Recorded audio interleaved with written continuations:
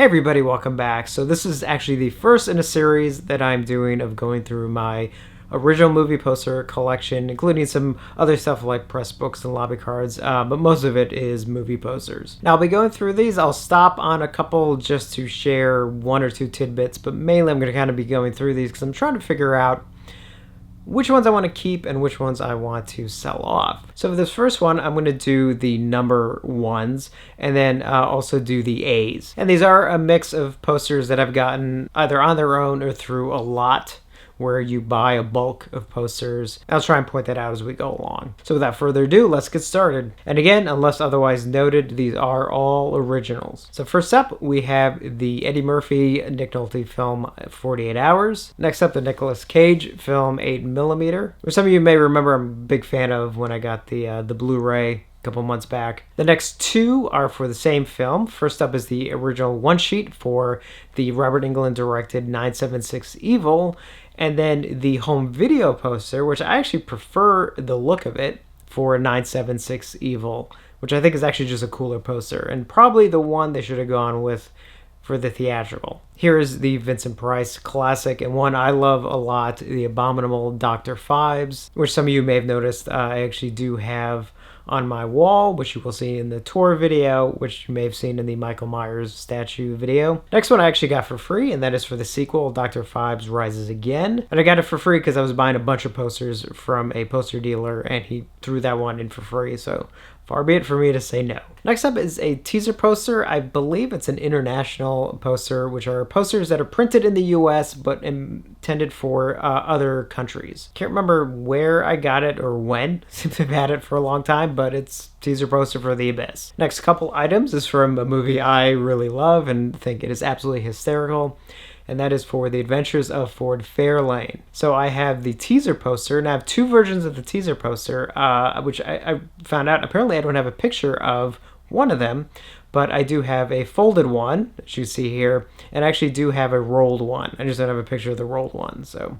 And then I do have the one sheet, and I do have the original lobby card set, as well as the original press kit, which has all the information about the film and a bunch of stills and stuff. I love getting press kits whenever I can, so I kind of lucked out on this one. And here's the US one sheet for After the Fall of New York. If I remember correctly, I got this one in a lot. And then a comedy that I still think is hysterical no matter how many times I watch it, and that's for Airplane, the film that introduced me to anime, probably easily one of my favorite animated films of all time, and that is of Akira. And this is for the US release of Akira. Here's for Alice Doesn't Live Here Anymore, an early Martin Scorsese film that I think sometimes gets forgotten that it's actually one of the films that he made early on. It's also the film that actually inspired the TV series Alice. So a little bit of trivia for you. Next up, one of my favorite posters in my collection, definitely one I'm not going to sell, and that is an original one sheet for Alien. I so lucked out when I found this. Found it in great shape. Managed to get a good deal on it from the poster dealer as well. And I have an original program which was given out at the time when you went to certain theaters sort of during like opening weekend and stuff. You got actual programs for the film, and I actually got this for free because I got it.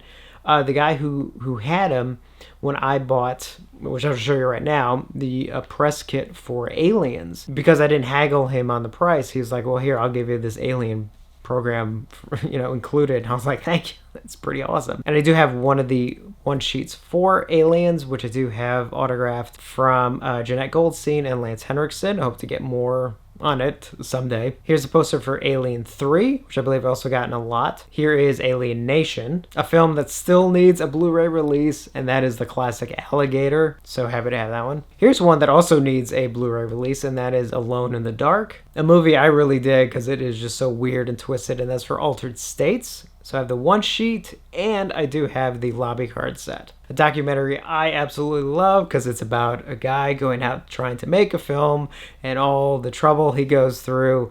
And boy, could I relate, and that is for American Movie. And the next three, I sort of felt I had to get all of them in order to complete a set. I don't know, I got that in my mind.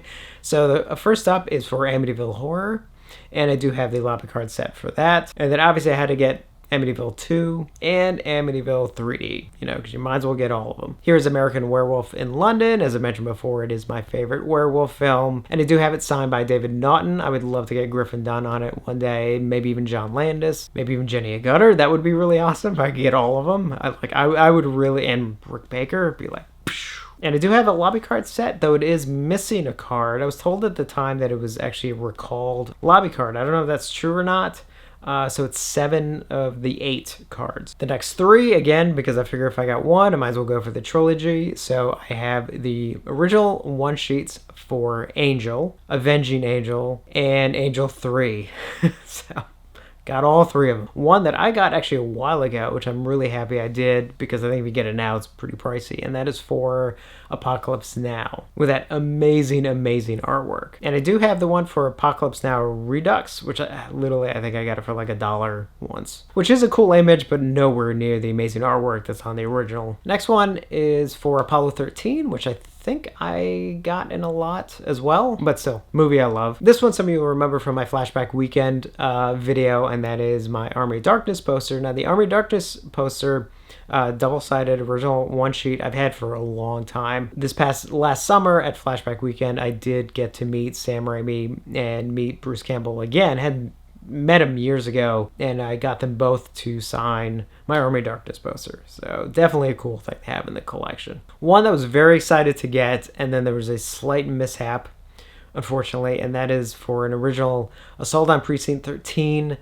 poster, which I've wanted for so long, and there was some sort of glue or something that got down into like the corner of it. Broke my heart. I think I managed to sort of take care of it and get it off and everything. Luckily it happened in the white border part of the poster and not in the actual main part of the poster, but still I still have one. It's an original. They're not that easy to find, so I was very lucky to have one despite the little mishap. And one very, very cool one because I love the artwork for, and that is for Attack of the Killer Tomatoes. Managed to get this one maybe 2 years ago, I think, a year or 2 ago. Great price. I lucked out on it because it tends to go a little bit more than what I paid for it. And then finally, another one I got, I think in a lot, and that is for the Robert Weiss Ghost Possession film, Audrey Rose. So that closed out the numbers in the letter A, so keep an eye out for B and C and D, obviously onward beyond that. So I just wanted to kind of start sharing these, so I hope if you have any questions on them, obviously, by all means, let me know, and I'll try and answer them as best as I can. So as always, thank you for watching. I will see you on the next one.